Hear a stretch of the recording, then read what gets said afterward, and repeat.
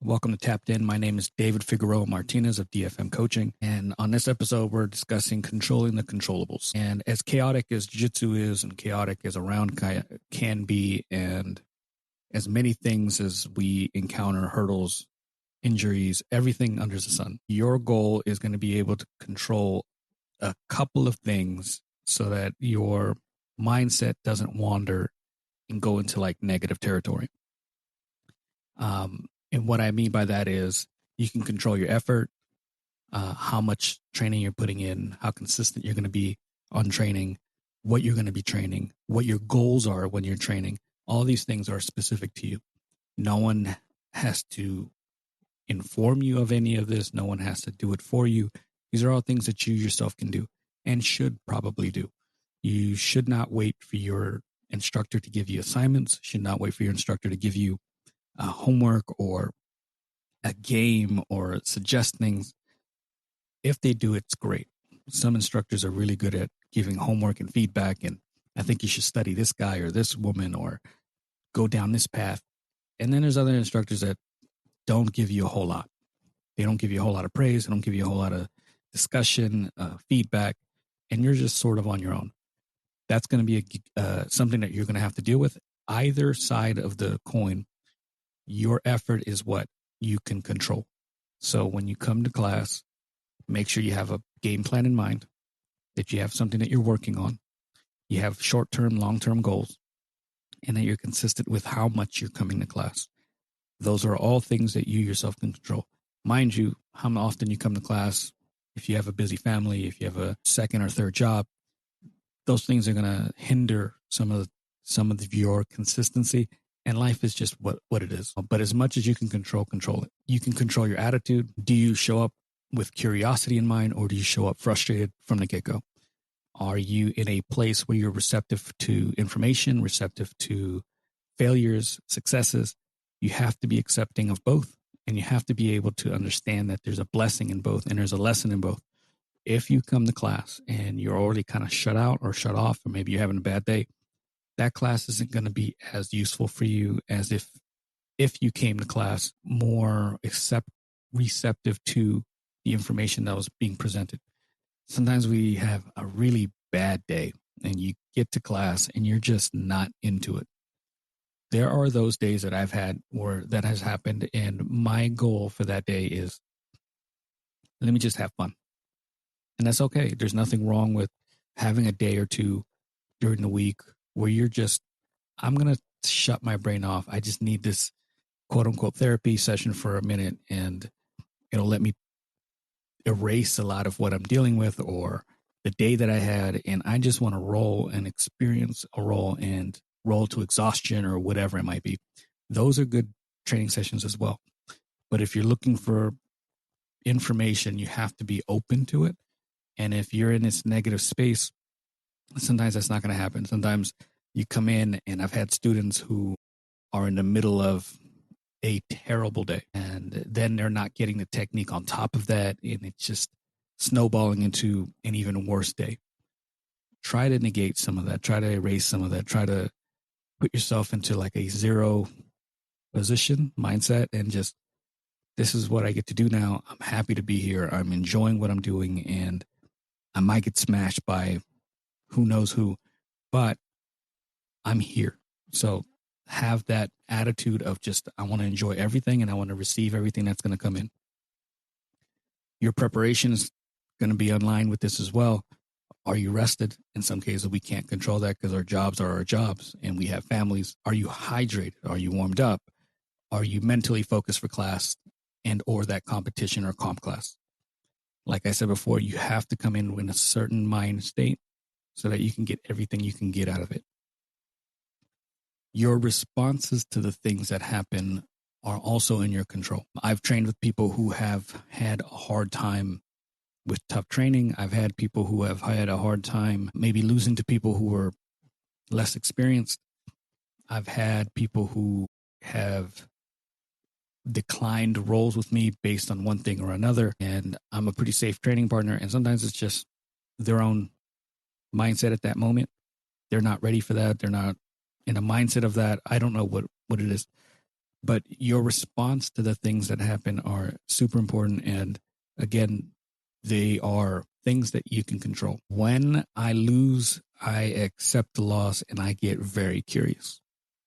Sometimes it's my own fault. Maybe I was toying around with someone. Maybe I let someone get too deep into a pass or a submission or whatever it might be, and I thought I can get out of it, but I didn't. Those are my fault. And then there's these moments where someone junior comes in, maybe I've never rolled with them, and they get me in such a way that I'm like, what did you do? And I get super curious. The ego is whatever. I don't even care about that. For me, it's, I want to know how you set this up, because it's something that I don't experience as often as I probably should. Or that technique is something that I've never seen from someone. Or maybe it was a specific detail. I've seen the technique, but the way they held the position, I couldn't get out, or whatever it might be. I start asking questions. I am super curious person, and I want to know everything that there is about jiu-jitsu in a healthy way.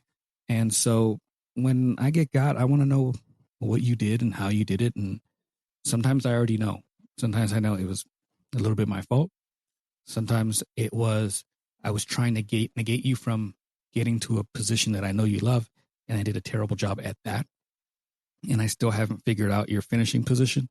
So it's a little bit of both, but either way, I don't let it get to me mentally or my ego or my confidence.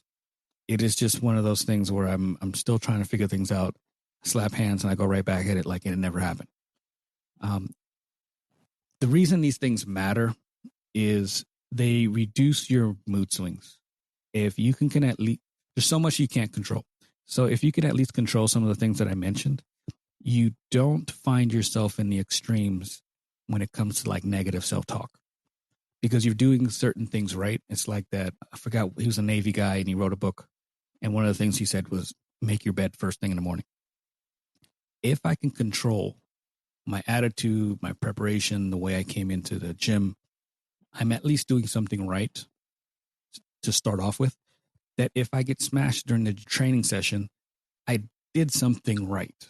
So the smashing doesn't bother me as much. It doesn't negate, it doesn't just like hurt my self-esteem or my confidence, because I'm doing the things that I'm supposed to be doing.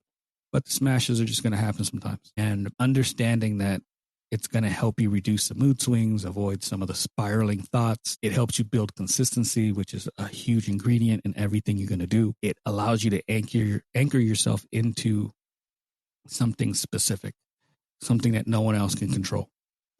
They can sweep you, they can off balance you, they can submit you, but they can't control your preparation or the way you're approaching the game. That's yours alone. When I focus on things I cannot control, sometimes it leads me to spiral a little bit, at least when I was junior. It focused me on the things that my partner was doing opposed to what I could be doing in responses or in anticipation of. It's like when those old videos of Mike Tyson fighting, he used to get into these people's heads by the look he had. And he'd be like swaying back and forth and his eyes never leave you. And you can see the people he was fighting against were already cracking and scared of what was going to come. You're no longer thinking about what you're doing, what you did, what you prepared to do. You're thinking about someone else. So those thoughts can then spiral and lead you down more negative thoughts. My approach has been focus on what I can do, focus on my mindset, focus on what my game plan is going to be for that day, that game, that person. What they do is beside the point. If I can focus on that, I can see things better. I can hold myself better. It's a ingredient that comes with time, but if you can get that a little bit earlier, your jiu-jitsu kind of flows a little bit better. So if you were going to put this into practice, I would say before each roll, pick two things, not a winner or submission, but like things that you can actually control. When I start, I'm going to get a collar grip. When I start, I'm not going to start on my butt. These are already two things that you can now control and are not dictated necessarily by your opponent. There's a goal that you have set in mind. The other thing, when I get submitted, I'm not going to think about it at the moment. I'm just going to focus on the next round. That's another thing you can kind of focus on. So letting go of the scorekeeping, letting go of what the result might be, and just what the beforehand is. How are you going to approach every round or a specific round? Incredibly important. You don't need to be a master of everything. You don't need to be a master of every technique.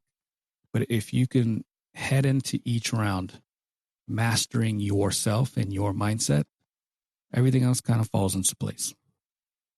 If you have any questions, concerns, comments, feedback, you want a video reviewed, hit me up, dfm.2099 or dfmcoaching.com. Until next time, thank you so much.